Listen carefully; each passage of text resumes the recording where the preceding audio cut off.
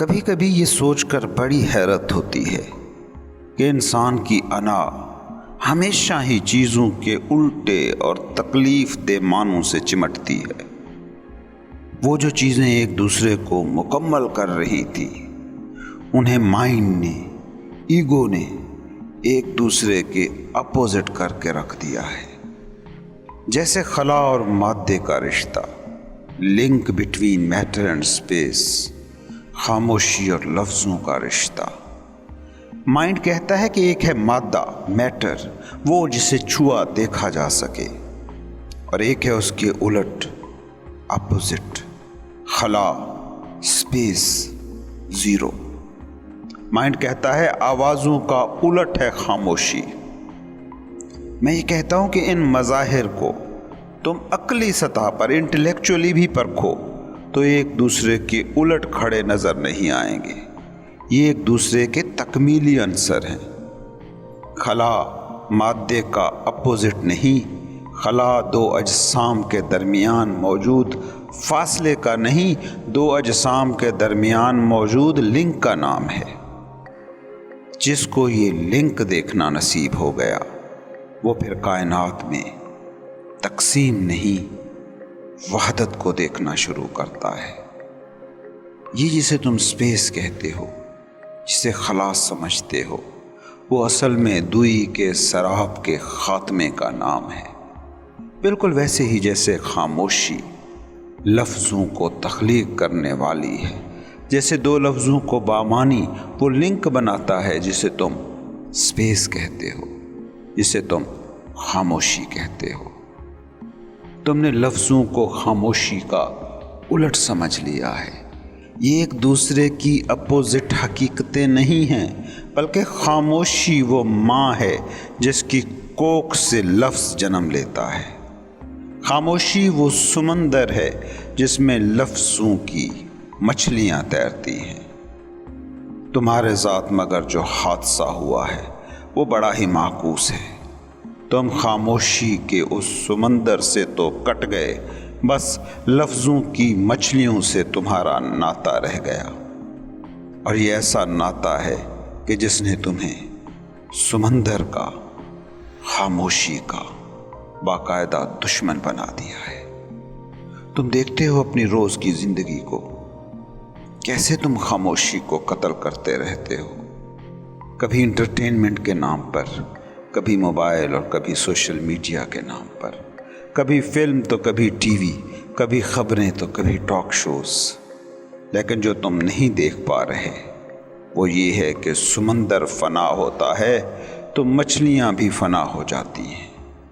جتنا تم شور تخلیق کر رہے ہو اپنی انفرادی، سماجی، سیاسی زندگی میں دیکھ لینا، ایک دن تم خاموشی کو مار بیٹھو گے، اور جس دن یہ خاموشی مری تو جان لینا اس دن لفظ بھی مر جائیں گے۔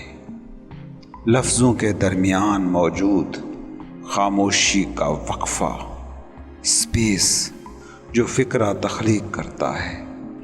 خاموشی مٹی تو تمہاری ساری زبانیں بے مطلب ہو جائیں گی۔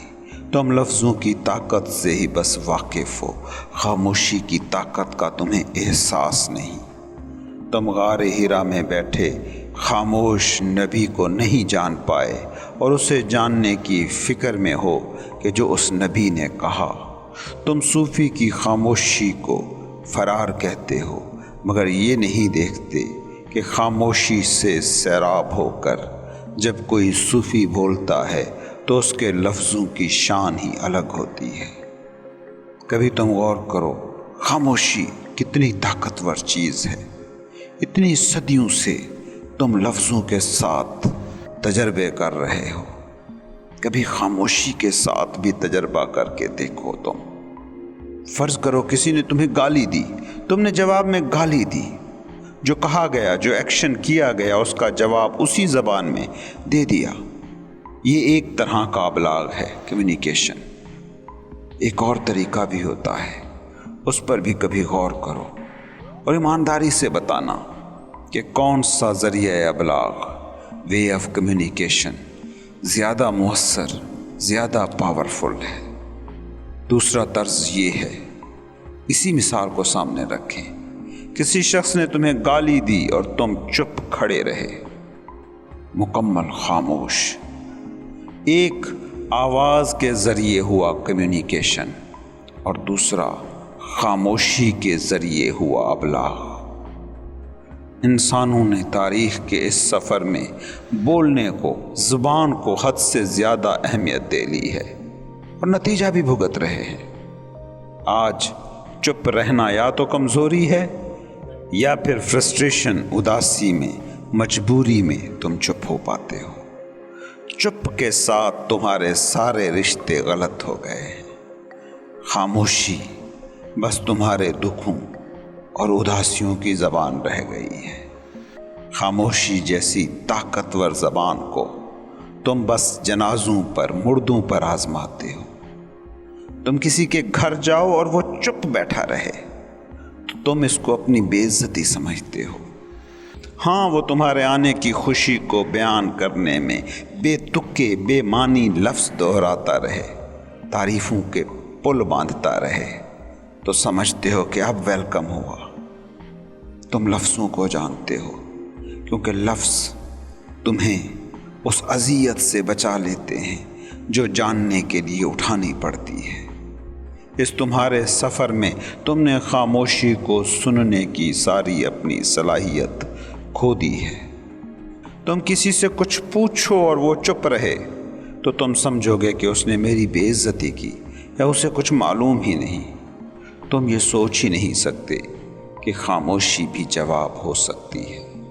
بلکہ میرا تو ماننا یہ ہے کہ آج کی تمہاری دنیا جتنے بھی سوال کر رہی ہے، ان سوالوں کی اکثریت کا حق ہے کہ ان کا جواب ہو خاموشی، ایک لمبی چپ۔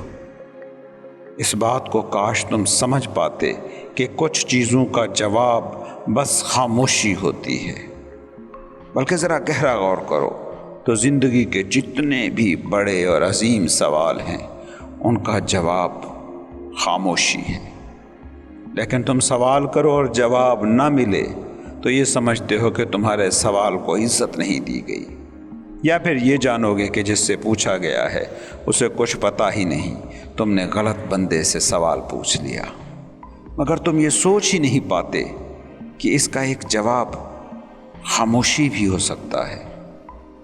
ذرا ارد گرد دیکھو تو صحیح، جن کے پاس کسی بھی سوال کا جواب نہیں ہے وہ بھی بول رہے ہیں، اور وہ اس ڈر سے بول رہے ہیں کہ اگر وہ نہ بولے تو لوگ جان جائیں گے کہ انہیں پتہ نہیں ہے۔ کبھی غور سے دیکھو نہ ذرا، تمہارے ٹی وی پر بیٹھے لوگ جو مباحثے کر رہے ہیں، وہ بول بول کر بتا رہے ہوتے ہیں کہ انہیں سب پتہ ہے، لیکن اصل میں بول وہ یہ رہے ہوتے ہیں کہ یہ راز نہ کھل جائے کہ انہیں کچھ نہیں پتہ۔ یہ لوگ خاموشی سے نفرت کرتے ہیں۔ یہ تمہاری دنیا کبھی غور سے دیکھنا، ایکچوئل میں یہ احمقوں کی دنیا ہے۔ ان کے دماغ لفظوں سے اتنے بھرے ہیں کہ خاموشی کی جگہ ہی نہیں بچی۔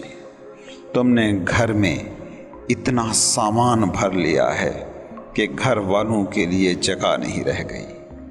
دن رات سوتے جاگتے سب بول رہے ہیں، جیسے لفظ کوئی ہماری زنجیر ہیں جن سے ہم چھٹ ہی نہیں سکتے۔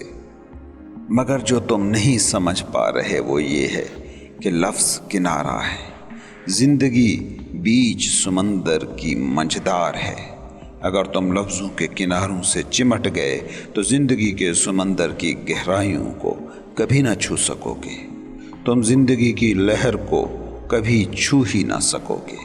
اس بات کو سمجھو کہ لفظ تم سے باہر ہیں، تمہارے اندر سے نہیں نکلتے۔ تم جب پیدا ہوئے تھے تو لفظوں سے آزاد پیدا ہوئے تھے۔ لفظ تم نے باہر سے ایکومولیٹ کیے ہیں، جمع کیے ہیں، سیکھے ہیں۔ سمندر اترتے ہیں تو کنارے ساتھ نہیں لاتے، کنارے تو باہر پیدا ہو جاتے ہیں۔ سرحدیں تم باہر کی زندگی میں تراشتے ہو، تم خود تو بے کنار آتے ہو۔ لامحدود وسعتوں کے ساتھ تم دنیا میں خاموش آتے ہو، پھر اس کے بعد لفظوں کی چار دیواری میں خود کو قید کر لیتے ہو۔ کوئی مسلمان ہے کیونکہ اس کے پاس مسلمان لفظوں کی دیوار ہے، کوئی ہندو ہے، کوئی عیسائی ہے کیونکہ ان کی دیوار انہی لفظوں سے اٹھائی گئی ہے۔ سوچو نا، کوئی مسلمان ہے، کوئی ہندو ہے، کوئی عیسائی ہے، کوئی یہودی ہے، فرق کیا ہے؟ لفظوں کا فرق۔ سوچو، نہ لفظ ہوتے تو کیسے تم ان قوموں، فرقوں، ناموں میں زندگی کو بانٹتے؟ اگر خاموشی ہوتی تو کل زندگی سے خود کو تم کیسے کاٹتے؟ کیسے کہتے یہ درخت ہے، یہ میں ہوں؟ کیسے کہتے یہ امیر ہے، وہ غریب ہے؟ خاموشی ایک ایسا ٹول ہے جو ہر تقسیم توڑ دیتا ہے۔ خاموشی میں تم بس خلا ہو، کل خلا، اسپیس، اور وہی ہے تمہارا اصلی ہونا۔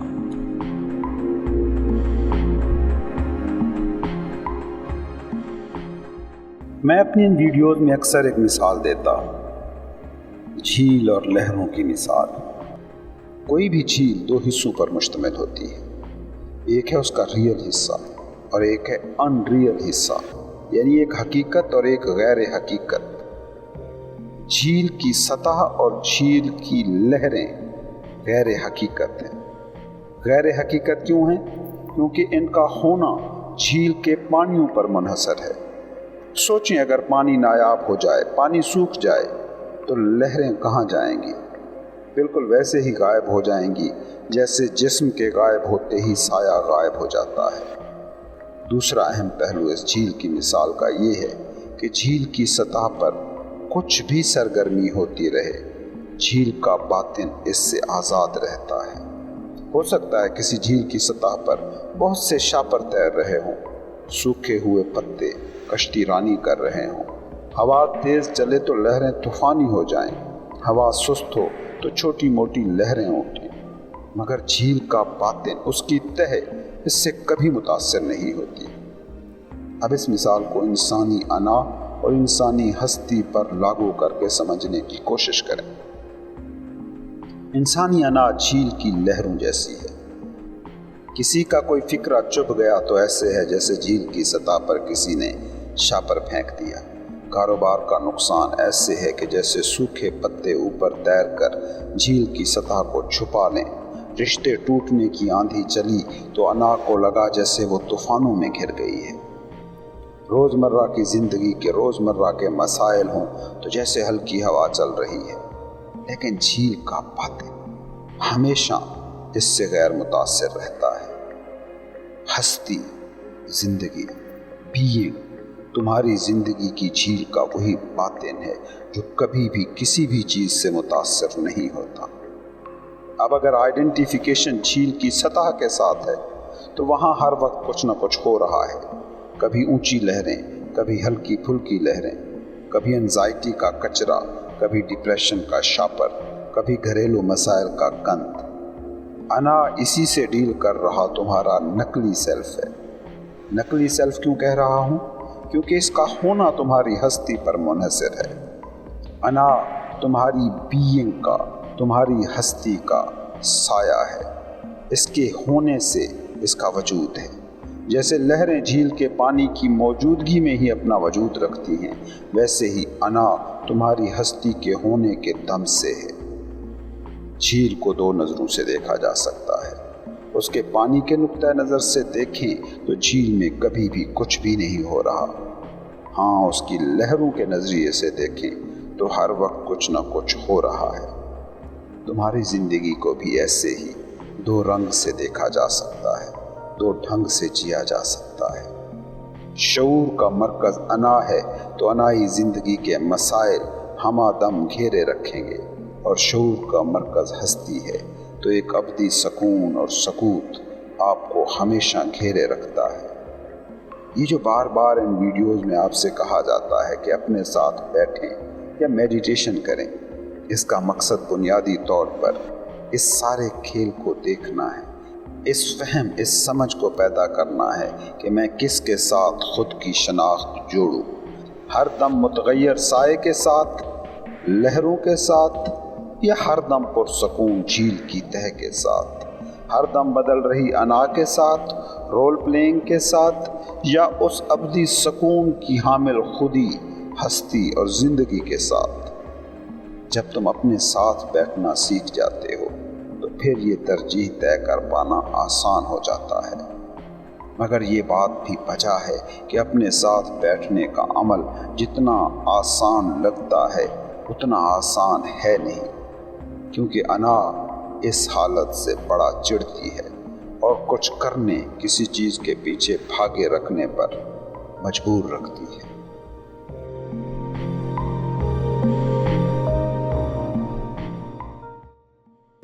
تم زندگی کی جھیل ہو، اور یاد رکھنا، جھیل صرف سطح کا نام نہیں ہوتی، جھیل صرف لہروں کا نام نہیں ہے۔ یہ تمہارا جسم، یہ تمہارے تھاٹس، تمہارا مائنڈ صرف زندگی کی اس جھیل کی بس لہریں ہیں، وہ زندگی کے جو تم ہو۔ جسم اور ذہن کی ڈیلیوژنل ایگزسٹنس، یہ سرابی وجود اگر تمہیں 24 گھنٹے اپنا اسیر رکھ رہا ہے تو یاد رکھنا، تم کوئی بھی کامیابی چھو لو، کامیابی کے جس بھی اونچے سے اونچے مقام پر براجمان ہو جاؤ، شہرت کی جو بھی بلندیاں تم سر کراؤ، بینک بیلنس کی کسی بھی ویلیو کو ٹچ کراؤ، تم خوش اور مطمئن نہیں ہو سکتے۔ کبھی تم نے سوچا اس شخص کی بابت کہ جسے کوئی کتاب ملے اور وہ اس کتاب کا سرے ورق ہی بس دیکھتا رہے اور کتاب کھول کر نہ دیکھے کہ اندر کیا ہے؟ کیا تم اس کتاب کا اسے عالم کہو گے؟ تو کیا یہ حیرت کی بات نہیں کہ زندگی کی کتاب تمہیں دستیاب تھی، وہ کتاب جس میں خود سے خدا تک کی ہر حکایت لکھی ہوئی ہے، مگر تم نے اپنی پوری عمر بتا دی اس کتاب کا صرف سرے ورق دیکھتے دیکھتے، اس کو کھول کر ہی نہ دیکھا۔ کتاب کا سرے ورق کتاب کے بارے میں بہت کچھ بتاتا ہے، مگر وہ خود کتاب کا کوئی حصہ نہیں ہوتا۔ سرے ورق بس اتنا بتا رہا ہے کہ تم زندگی ہو، کیونکہ اس کے ٹائٹل پہ لکھا ہوا ہے۔ زندگی کی پوری کہانی جاننی ہو تو پھر اس کتاب کو کھول کر پڑھنا سیکھو۔ جھیل کی لہریں بس اشارہ ہیں کہ گہرائیاں اس کے نیچے چھپی ہیں۔ تمہارا جسم اور تمہارا ذہن بھی بس کتاب کا ٹائٹل ہے، جھیل کی سطح ہے۔ تم اس سے کہیں زیادہ پھیلی ہوئی وسیع سلطنت ہو۔ سوچو ذرا، جس کتاب کا ٹائٹل ایسا آل ایبزاربنگ ہے کہ تم ساری زندگی اس میں کھوئے رہتے ہو، اس کتاب کو اگر کھول کر پورا پڑھتے تو زندگی کا لطف کیسا ہوتا؟ سوچو، جب لہریں ایسی انگیجنگ ہیں کہ موت کے وقت تک تم ان لہروں کے چنگل سے آزاد نہیں ہو پاتے تو خود زندگی کی جھیل کتنی کوئی دلچسپ ہوگی۔ تم ایک پہیلی پیدا ہوئے اور ان بوجھے رہ گئے، سوچو بوجھ لیے جاتے تو کیا تمہارا طرز ہستی ہوتا؟ ہاں، تمہاری زندگی کی کتاب کا سرے ورق بڑا دلچسپ ہے، بڑا انٹرسٹنگ ہے۔ ہاں، تمہاری جھیل کی سطح پر اٹھ رہی لہریں بڑی تلاطم خیز ہیں، تمہیں بڑا ابزارب رکھتی ہیں، لیکن نہ یہ سرے ورق زندگی کی تمہاری کتاب کا حصہ ہے، نہ یہ لہریں ہی تمہاری زندگی کی جھیل کا حصہ۔ سرے ورق کتاب سے جڑا ضرور ہے، کتاب کا سایہ ضرور ہے، اس سے چمٹا نظر ضرور آتا ہے، لیکن وہ کتاب ہرگز بھی نہیں ہے۔ لہریں جھیل سے ایک نظر آ رہی ہیں، لیکن غور سے دیکھو لہریں ہیں ہی نہیں۔ جھیل کے پانیوں میں ہو رہی حرکت کی ایک ناکامل عکاسی ہیں لہریں، اور کچھ بھی نہیں۔ تم بھی جسم اور دماغ کی سطح پر اپنی ہی زندگی کی کتاب کا سرے ورق ہو، اپنی ہی جھیل کی سطح پر نظر آ رہی لہریں ہو۔ سوچو، جب سرے ورق ایسا دلچسپ ہے تو کتاب کتنی کوئی انٹرسٹنگ ہوگی۔ لہریں ایسی ہنگامہ خیز ہیں تو جھیل کی تہوں میں کیا خزانے ہوں گے جو چھپے نہ ہوں گے۔ جو انسان بھی اپنی گہرائیوں میں اترنے کو تیار نہیں، جو اپنے ظاہر کے لبادے کے نیچے موجود حقیقت کو دیکھنے پر تیار نہیں، جو بھی جسم اور ذہن سے ماوراء خود کو ماننے پر تیار نہیں، وہ زندگی کی کتاب کا قاری کہا ہی نہیں جا سکتا۔ وہ بس زندگی کی کتاب کا سرے ورق بیٹھا چوم رہا ہے۔ تم کتابیں جمع کر کے بیٹھے رہو، انہیں کھول کر نہ دیکھو تو کیا کہیں گے کہ تم جانتے ہو اس کتاب میں کیا ہے؟ بجا تمہارے پاس کتاب ہے، زندگی کی یہ کتاب تمہارے پاس موجود ہے، لیکن کبھی اسے کھول کر پڑھا ہے؟ تم اس کتاب کے مالک ہو، اس کے قاری نہیں۔ تم اس کتاب کے مالکانہ حقوق ضرور رکھتے ہو، اس کتاب میں موجود علم سے مگر تمہارا کوئی بھی تعلق نہیں۔ کتاب کی ملکیت کتاب کا مقصد کبھی نہیں ہوتی، کتاب کا مقصد تو ہوتا ہے اس کی تلاوت۔ اپنے المیہ پر کبھی غور کرو، تم کتاب کو استعمال کر رہے ہو، اس کا سرے ورق بھی گل سڑ رہا ہے، یہ تمہارے ہاتھوں سے پھسل رہی ہے۔ کائناتی طاقتیں اس کو پرزہ کرنے میں ہر دم جتی ہیں، اور تم اس تباہی، اس غارت گری کو روک بھی نہیں سکتے۔ تو اللہ کے بندو، اس کتاب کے پھٹنے اور پرزہ ہونے سے پہلے اس کو پڑھ تو لو، اس کو کھول تو لو۔ سوچو، وہ کتاب جو یاد کر لی جائے، اس کا پھر سرے ورق کیا خود ورق اور لفظ تک مٹ جائے تو اس کا کوئی مطلب نہیں، وہ کتاب پھر امر ہو جاتی ہے۔ تم زندگی کی کتاب کو ایک دفعہ کھول کر اگر پڑھ پاتے تو جان جاتے کہ تم کبھی بھی نہیں مرتے۔ یہ سرے ورق مرتا ہے، یہ ورق مٹتے ہیں۔ وہ اویئرنس، وہ آگہی، وہ کانشیسنس، وہ علم جو اس کتاب میں موجود ہے، وہ کبھی نہیں مرتا۔ تمہاری مثال پتہ ہے کیسی ہے؟ اس شخص کی سی جو کسی دوست کو ملنے گیا، اسے دیکھا، اسے چھوا اور واپس آ گیا اور کہنے لگا کہ فلاں دوست کو مل کے آیا۔ تم کہو گے پاگل ہو تم، کیونکہ تم اس سے مل کے نہیں آئے، نہ تو پوچھا اس کا حال، نہ تو جانی اس کی حالت، نہ سمجھے اس کے دکھ، نہ بانٹے اس کے سکھ۔ کیسے تم اسے مل کے آئے؟ تم اگر زندگی کو بس ذہن اور جسم تک ہی دیکھ آتے ہو تو تم زندگی نامی اس دوست سے کبھی نہیں ملے ہو۔ تم نے اسے چھوا ہے۔ کوئی بھی کتاب کو چھو سکتا ہے، مگر کیا کتاب کو چھو لینے کا مطلب ہے کہ وہ پڑھ لی گئی؟ نہیں، کتاب تمہیں جب چھوتی ہے تو تم نہیں رہتے، ورنہ کتاب رہتی ہے۔ کتاب کا علم تم میں ایڈ ہو جاتا ہے اور کتاب کا وجود غیر ضروری ہو جاتا ہے۔ دونوں، بندہ اور کتاب، نہیں رہتے بلکہ ایک ہو جاتے ہیں۔ دوئی مٹ جاتی ہے۔ دماغی خاکے، مینٹل سٹرکچرز اور فزیکل فارم سے ماوراء زندگی کو کبھی تم چھو تو کبھی بیٹھ کر زندگی کو ڈیفائن نہیں کرتے پھرو گے۔ پھر تم لوگوں کو بایولوجسٹوں کی طرح بتاتے نہ پھرو گے کہ زندگی کیا ہے، پھر تم ماہرین نفسیات کی طرح ڈیفائن نہ کرتے پھرو گے کہ زندگی کیا ہے۔ پھر کوئی تم سے پوچھے گا کہ زندگی کیا ہے تو تمہیں کچھ بولنا ہی نہ پڑے گا، تم خود زندگی کی ڈیفینیشن ہو جاؤ گے۔ دیکھو تو نبیوں کو، صوفیوں، فقیروں کی زندگیوں کو، وہ زندگی کی ڈیفینیشن کرنے والے لوگ نہیں تھے، وہ خود زندگی تھے۔ تمہیں پتہ ہے کہ موت سے تم کیوں ڈرتے ہو؟ کیونکہ کتاب زندگی کو سنبھالے بیٹھے یہ سوچ رہے ہو کہ یہ پھٹ نہ جائے۔ وہ بھائی جتنا بھی سنبھال لو یہ پھٹ کر رہے گی، تم مر کر رہو گے۔ جتنے بھی سال جی لو تم مٹنے والے ہو۔